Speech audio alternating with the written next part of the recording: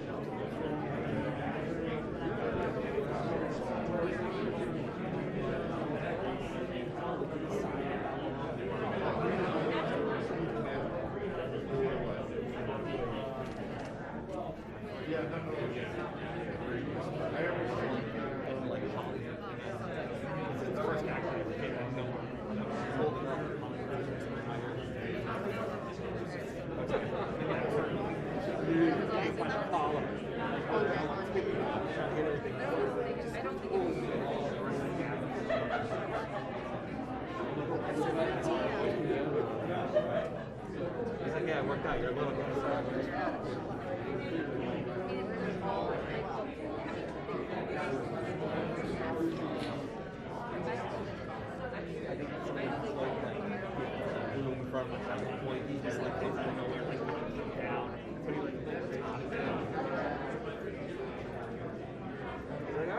First girl. I'll never help you again.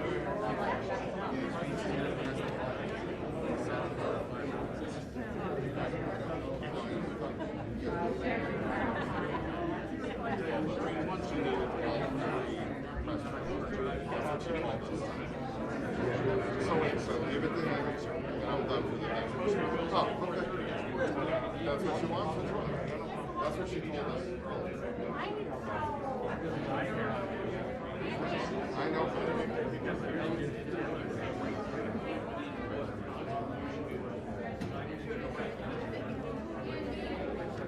I was never good at that.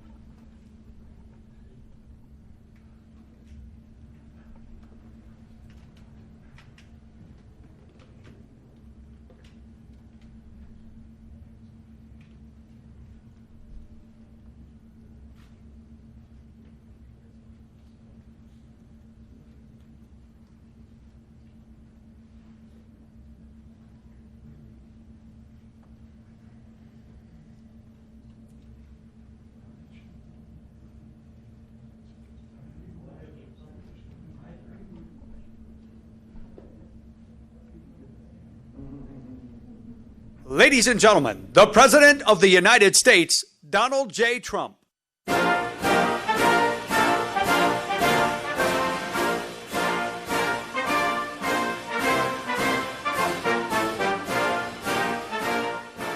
Thank you very much, everybody. Thank you. And good afternoon. My administration has been working around the clock in good faith to reach an agreement with Democrats on additional China virus relief. Already, my administration has enacted over $3 trillion in historic relief, saving many tens of millions of dollars in jobs. And you see how fast the economy is coming back. It does look like it's going to be a very sharp V. We have tremendous enthusiasm, tremendous spirit, and tremendous job growth. We set a record on number of jobs in the last 3 months. It's the most jobs ever created in a 3-month period, during a 3-month period. That's great. Before we begin, I've just signed 2 bills that are great for our vets. Our vets are very special. We passed Choice, as you know, Veterans Choice, and Veterans Accountability. And they've been trying to get that passed for decades and decades and decades, and no president's ever been able to do it. And we got it done, so veterans have choice. And now you have accountability that if you don't love your vets, if you're in the VA and you don't love the vets or take care of the vets, you can actually get fired if you don't do your job. We want people that love our vets. The first expands the eligibility for vets with blindness in both eyes. So we have an expansion of benefits, an expansion of various elements of being and working with the VA for vets with blindness and, in particular, blindness in both eyes. And we have a lot of problems with blindness in the VA, and we're doing something about it. They've been talking about this for many years. So that is expanding eligibility for vets with blindness in both eyes, okay?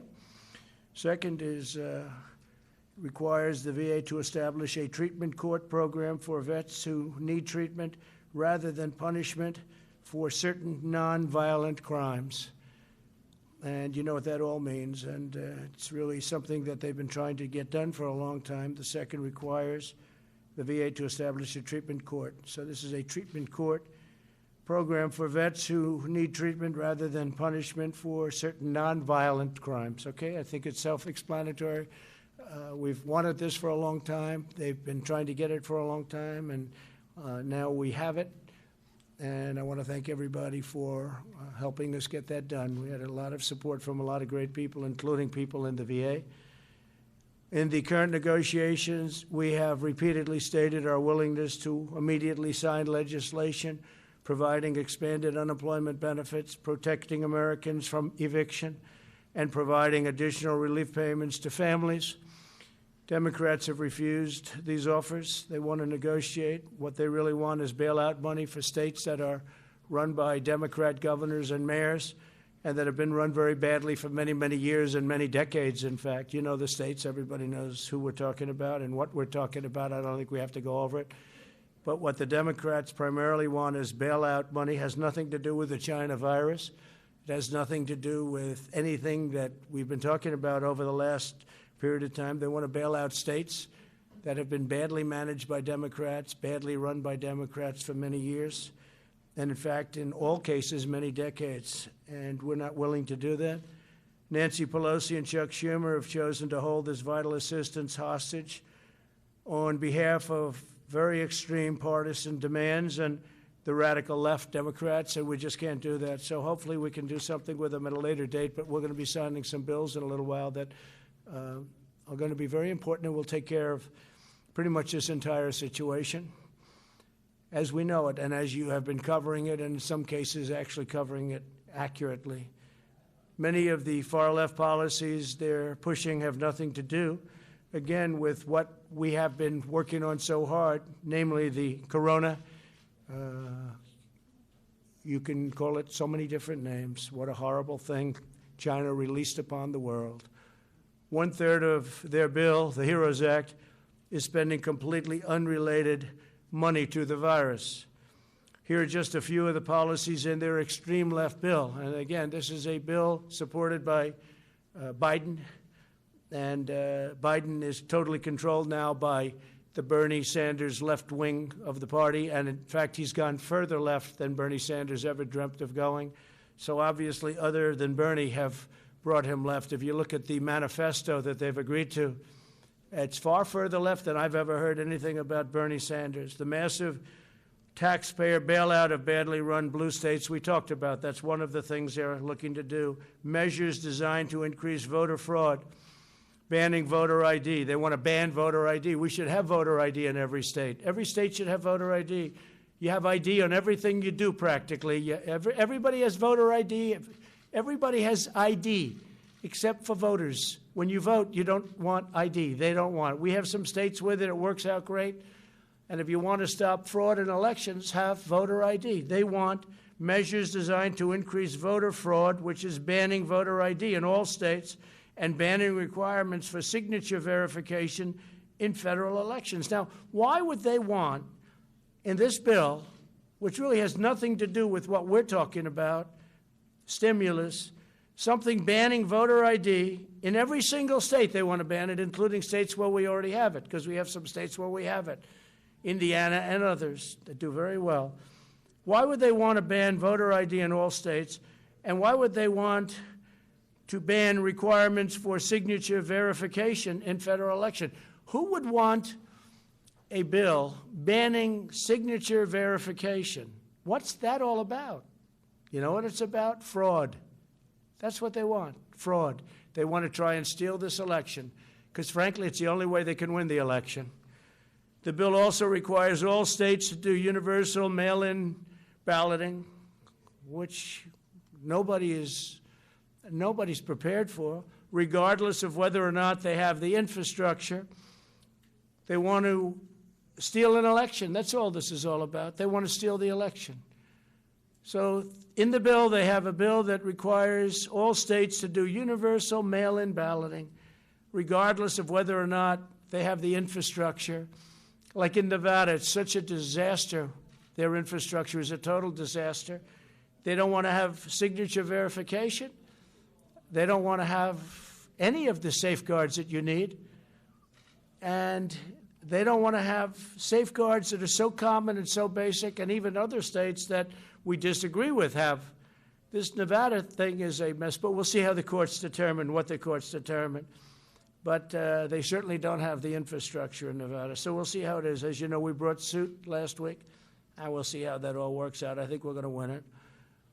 But basically what they're trying to do with all of these requirements, including no signature verification, they're trying to steal an election. And I was in Ohio, I was in Texas, I was in Florida over the last 4 or 5 days, and if you would see the crowds along the highways and the roadways, people have said they've never seen anything like it. And they haven't seen anything like it, and the press doesn't report it because they're fake news. They even want to force states to implement the controversial practice known as ballot harvesting, very dangerous practice, meaning they would allow Democrat Party operatives to deposit thousands and thousands of completed ballots at the post office without any verification of who filled them out, including a verification of signatures on the ballot. So you're not even going to have a verified signature. Anybody, I could sign it, you could sign it, anybody in this room could sign it, and that's going to count as a vote. How can you do a thing like this? So this is what they're asking for. This is what Nancy Pelosi and crying Chuck Schumer are asking for. Okay, it's ridiculous. It's horrible. It's a horrible thing. The Democrat bill includes stimulus checks for illegal aliens. So if you were able to get into our country illegally, and our border is, as you know, doing very well right now. We have a very strong border, and the wall is up to 276 miles. And we'll be completed with it around the end of the year. We're going to do some extra mileage in certain areas that people didn't realize were so bad. So we'll be completed with it right after. We're going to do the additional mileage. We'll do it probably a little bit after the year. I think from what I've heard, Joe Biden, Sleepy Joe, wants to rip the wall down. He wants people to pour into our country. They want to have open borders. We don't want to have open borders. So the Democrat bill includes stimulus checks for illegal aliens. They require the mass release of illegal aliens from detention. They also compel the mass release of inmates, including serious felons. How do you like that one? And this is in the bill that we're talking about. What does this have to do with stimulus, the economy? What does this have to do with the coronavirus? Know the name? What does this have to do with this? So think of that. They require the mass release of illegal aliens from detention. What does this have to do with what we're trying to do? They want to put this in. This is a radical left policy, so they can go to Portland and try and rip the place apart that they've been doing for many years, and they've been doing for years and years. They also compel the mass release of inmates. What does this have to do with what we're talking about? This is Nancy Pelosi, crazy Nancy, and Chuck Schumer. They want to compel you to do this stuff, and this has nothing to do with what we're talking about, and it includes serious felons. They want to have these people released on a mass basis, including serious felons. That's page 1,689, page 1,762. Think of that. 1,762, and that's nowhere near the end of their bill. They have things in there that nobody has even had the time to look at or read. These people, I honestly don't believe they love our country. You want to know the truth. In addition to demanding these extreme partisan provisions, Democrats are actively blocking the following measures: support for K-12 schools to help them safely open, additional funding for the Paycheck Protection Program to help millions of workers on the payroll. These are a great program, very successful, kept a lot of businesses open. That's why we're doing so well in reopening our country. Additional money for hospitals, testing, and vaccines. Direct payments of $3,400 for a family of 4. Now remember, this is what the extreme partisans, this is what we're talking about. Democrats are actively blocking the things that we want. And what we want is good for people. These are things that they're blocking. Support for K-12 schools so they can open. Think of that. Also, direct payments of the $3,400 for a family of 4 plus. Then funding for child care and mental health care. And you need that, especially when you have so much of a lockdown. You need that. Mental health care. Funding for broadband, airports, and agriculture. Rental assistance, and support for community banks and credit unions to help them provide $100 billion in loans to the hardest hit communities, including rural communities and farmers. They don't want anybody to get that. Democrats are obstructing all of it. Therefore, I'm taking executive action. We've had it. And we're going to save American jobs and provide relief to the American workers, that I'll be signing these bills in a very short period of time. First one is I'm providing a payroll tax holiday to Americans earning less than $100,000 per year. In a few moments, I will sign a directive instructing the Treasury Department to allow employers to defer payment of the employee portion of certain payroll taxes from September 1st. And we're actually going to be making that. We just got the word. We're just getting some word from a lot of people. We didn't think we'd have to do this because we thought the Democrats would be reasonable, but they've been not only unreasonable, they've been ridiculous. So we're going to make that August 1st, most likely. It'll be August 1st. We'll let you know the exact date, but we're looking like August 1st. So it'll be August 1st through the end of 2020. This will mean bigger paychecks for working families as we race to produce a vaccine and eradicate the China virus once and for all. And we're doing very good with the numbers. You see it's going down in Arizona very, very substantially and rapidly, going down in California, going down in Texas, going down in Florida. Other areas are propping up a little bit, but we're watching them very closely. We understand the disease, and we're watching them very closely, especially our senior citizens and our senior citizens' residences. If I'm victorious on November 3rd, I plan to forgive these taxes and make permanent cuts to the payroll tax. I'm going to make them all permanent. Now, Joe Biden and the Democrats may not want that. They don't want that because they're adding $3 trillion in taxes. So they'll have the option of raising everybody's taxes and taking this away. But if I win, I may extend and terminate. In other words, I'll extend it beyond the end of the year and terminate the tax. And so we'll see what happens. Biden probably won't be doing that. You'll have to ask him. I don't think he knows what he's doing. Second, I'm signing an executive order directing the Department of Housing and Urban Development, HHS, and CDC to make sure renters and homeowners can stay in their homes. So I'm protecting people from eviction. Yet you've been hearing a lot about eviction, and the Democrats don't want to do anything having to do with protecting people from eviction. I said, let's do that separately. That could be a totally separate thing from passing along money so people can live.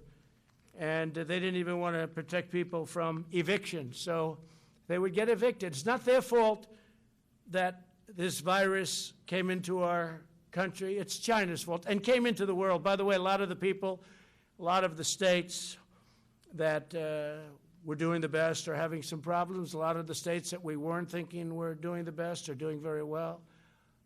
You look at some of the countries involved, some of the countries that were really standing out as examples are now exploding, but they'll get it down. They understand it. We're dealing with them. We're dealing with a lot of countries. We're providing thousands and thousands of ventilators all over the world right now. We make a lot of ventilators. We started off with very little, and we're making a lot. And we have thousands in our stockpile, but we're making thousands a month. And we're providing many of them, thousands and thousands, to other countries that would never be able to get them. The Department of Housing and Urban Development will also provide financial assistance to struggling renters and homeowners and work with landlords and lenders to keep Americans safely in their homes. So we don't want people being evicted, and the bill, the act that I'm signing, will solve that problem largely, hopefully completely. The third action I'm taking today will also provide additional support for Americans who are unemployed due to the China virus. Under the CARES Act, I proudly signed expanded unemployment benefits into law. Congressional Democrats have stonewalled our efforts to extend this relief. They even opposed measures that would give bonuses to workers returning to the job. They were totally opposed to that. For this reason, I'm taking action to provide an additional or an extra $400 per week in expanded benefits, $400, okay? So that's generous, but we want to take care of our people. Again, it wasn't their fault, it was China's fault. States will be asked to cover 25% of the cost using existing funding, such as the tens of billions of dollars available to them through the Coronavirus Relief Fund. Under this plan, states will be able to offer greater benefits if they so choose, and the federal government will cover 75% of the cost. So we're all set up. It's $400 per week, and we're doing that without the Democrats. We should have been able to do it very easily with them, but they want all of these additional things that have nothing to do with helping people. Fourth, I'm signing a directive providing relief to student loan borrowers. Earlier this year, we slashed student loan interest rates to zero. I don't know if people know that because the press doesn't ever report it, but maybe they're watching now. The press doesn't report a lot of good things that are good for the people and good for the country. Earlier this year, we slashed student loans, interest rates to 0% and suspended student loan payments, and Congress extended that policy through September 30th. Today, I'm extending this policy through the end of the year, and we'll extend it further than that, most likely right after December 1st. So we look like we're going to be extending that. They're paying zero interest. And again, not their fault that their colleges are closed down, and not their fault that they're unable to get what they bargained for. Through these four actions, my administration will provide immediate and vital relief to Americans struggling in this difficult time. And the beautiful thing about this difficult time is we're now coming back and setting records. We'll also ensure that our economic comeback continues full speed ahead, and with the $400 and all of the other measures that we're talking about, and we'll be signing in a little while, that will happen. We're further looking at additional tax cuts, including income tax relief, income tax cuts, and capital gains tax cuts. So we're going to be looking at that, capital gains for the purpose of creating jobs, and income tax is self-explanatory, and it'll be income tax for middle income and lower income people, but middle income people, because they pay a lot of income tax, and you do have tax inequality. I'm saying that as a Republican, and you do have tax inequality. So we're going to be looking at income tax, and we're going to be looking at capital gains tax cuts on both, and maybe substantial. And we'll be reporting back fairly shortly on that. That's big news. That's big news, but very important. We want to have our jobs flourish. We want to have our companies do great. We want to have the 401ks, which are now at a level, if you look at the stock market, it's great. If you have stocks in NASDAQ, you're higher than you ever were, including even this is still during the pandemic, the stock market, because they see such incredible things happening, smart people. The stock market is at almost an all-time high. We're just short of it, and NASDAQ is higher than it ever was. It's broken the record 14 times in the last couple of months. So 401ks are doing fantastically. I hope you kept your stocks. I hope you didn't sell. I hope you had confidence in your president and confidence that your president was going to be reelected. And I will tell you this, that the biggest tailwind, the biggest problem that we have with respect to the stock market, which is not much of a problem because it's doing so well, but it would be actually much higher, is the possibility that these radical left Democrats could win. And if they win, we're going to have a crash. We're going to have a terrible problem because they're going to raise taxes, $3 trillion worth of taxes. And that's going to affect everybody from middle income to upper income to jobs to companies. Your 401ks will go down like a rock. Your stocks will go down like a rock. You know, and don't forget, these big companies, you have stocks in these companies. You know, you own stocks. And they have millions and millions of shareholders. And whether it's pension funds or anybody else, you all have stocks. So they're big companies, but a lot of people own that stock, and we want to keep it going. But we do have, I guess you could say, not a tailwind, it's a headwind, I guess would be a better description. But it is, it's a headwind. And when you think of it, that's, in my opinion, it would be much higher. But you look at what they want to do. They want to raise everybody's taxes, everybody. And they want to do the Green New Deal, which will decimate our country and decimate, it's ridiculous too, it's childish. I actually say the Green New Deal is childish. It's for children. It's not for adults. Anybody that believes in that is, I don't know, maybe it's politics. I don't even think it's good politics. They seem to think so. We'll see how they do. But I don't think it's good politics, that it'll decimate our economy. We've learned a great deal about this virus and how to treat it. Our strategy is to aggressively shield those at the greatest risk while allowing younger and healthier citizens to safely resume work and school. I notice that some of the Democrats that I would say are very strongly on the left are now coming out and saying we really have to open our schools for the good of the economy. I was shocked to see a couple of them. You know who they are. We urge all Americans to socially distance and avoid large crowds and all of the things that we talk about all the time. We have to go and make sure that everything's in good shape. We really are. We're coming back very, very strong. We're doing very well with the virus because all of those states that everybody thought would be in a bad position for a long time, they're all coming down. The governors have done a great job. Don't forget, we're dealing with governors. Some have done a fantastic job. All have worked hard. Some have done a much better job than others, and someday, if you'd like to know, I'll give you the good ones and the bad ones. We'll give you some good ones and some bad ones.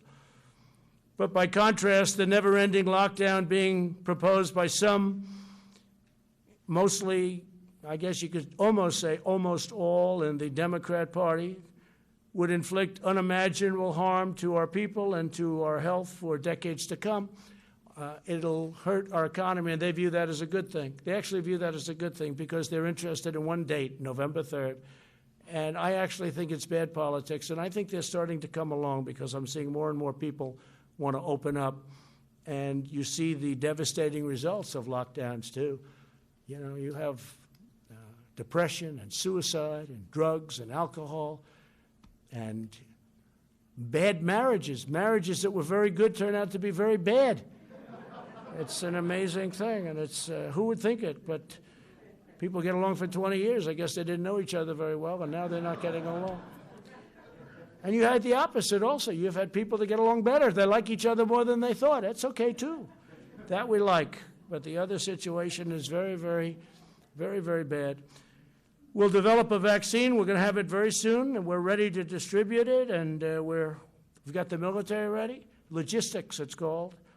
And we'll end this pandemic, and we will rebuild the greatest economy in the history of the world. You know, we created the greatest economy in the history of the world, the highest stock market ever. And we're very close to getting that back. And that, I have to say, is way ahead of schedule. Highest stock market ever, best employment numbers for African Americans, Asian Americans, Hispanic Americans. And by the way, Hispanic Americans just set a record for new jobs. African Americans just set a record for new jobs just now, during the pandemic, the last month. And Asian Americans just set a record for new jobs. So we're very proud of what's happening, and I will now sign the executive action, and then if you want, we can ask a few questions. Okay, Kelly? Yeah, let me do this first, and then you can do some questions. Thank you very much.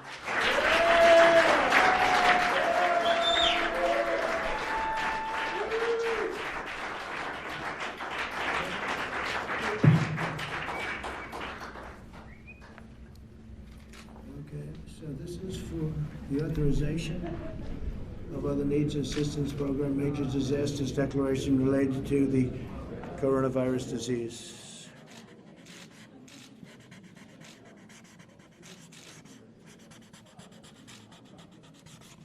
Okay, got it?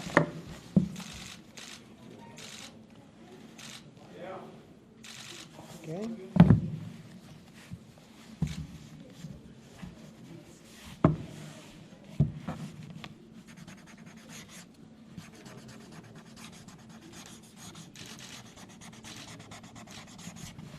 So this is authority invested in me. This is the payment relief during the COVID-19 pandemic.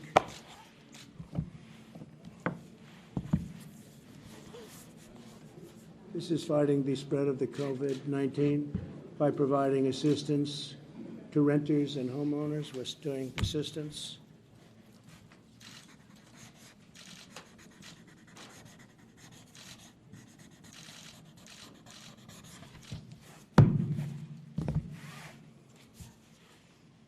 This is deferral payroll tax obligations. So this is your payroll tax obligations, which we're going to end up terminating eventually, right?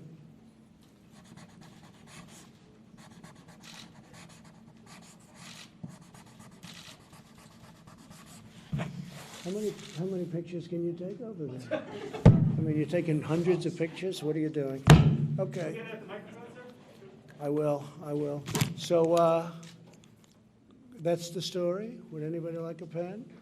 Would anybody like a pen? I do. Would anybody? Why don't we hand these? We'll hand these out to you in the back. Okay, fine.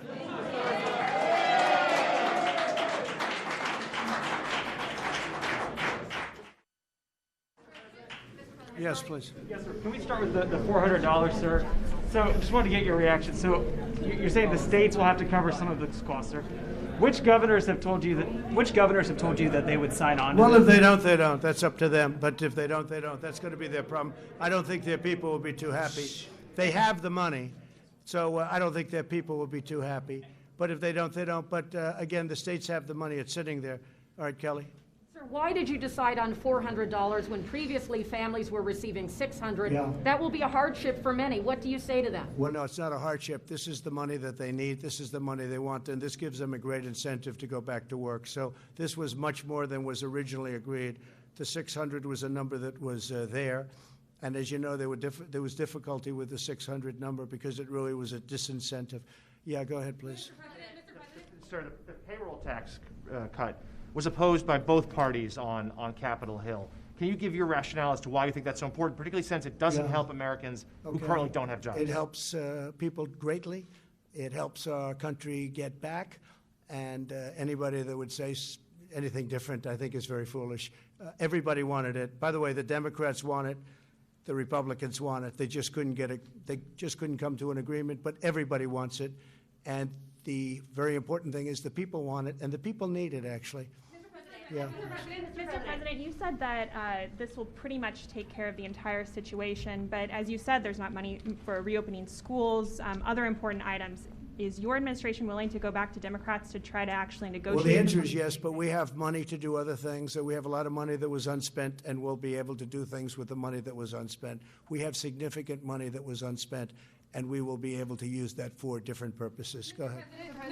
Mr. President, when will this relief get in the hands of Americans that need it? What date? We think it's going to be very rapid. We want it to be very rapid. It's going to be distributed in a way that, whichever the fastest way, there are various methods, and it will be rapidly distributed. You're also expecting legal challenges with this, right? I didn't say that. No, I didn't say that. Yesterday, sir, you said that you were expecting legal. What I said is people can do whatever they want. I guess maybe they'll bring legal actions, maybe they won't, but they won't win. They won't win. If legal action is brought against you on this, why not just work with Congress on this deal? Well, I'm not saying they're not going to come back and negotiate. They might very well come back and negotiate. You're signing an executive order today, and Americans want to know when they're going to see this relief. Very soon. They're going to see it very soon. Look, there it is, right there. Excuse me. There it is, right there. Go ahead. Mr. President, though, this is expected to be tied up in the court, so this relief is either going to be delayed or blocked I don't indefinitely. think so. I think this is going to go very rapidly through the courts. This will go very. If we get sued, maybe we won't get sued. If we get sued, it's somebody that doesn't want people to get money, okay? And that's not going to be a very popular thing. Go around Congress. Are you trying to set a new precedent that the president can go around Congress and decide how money is collected and spent? You ever hear the word obstruction? They've obstructed. Congress has obstructed. The Democrats have obstructed people from getting desperately needed money. Go ahead, please, right here. President, why do you keep saying that you passed veterans' choice? You said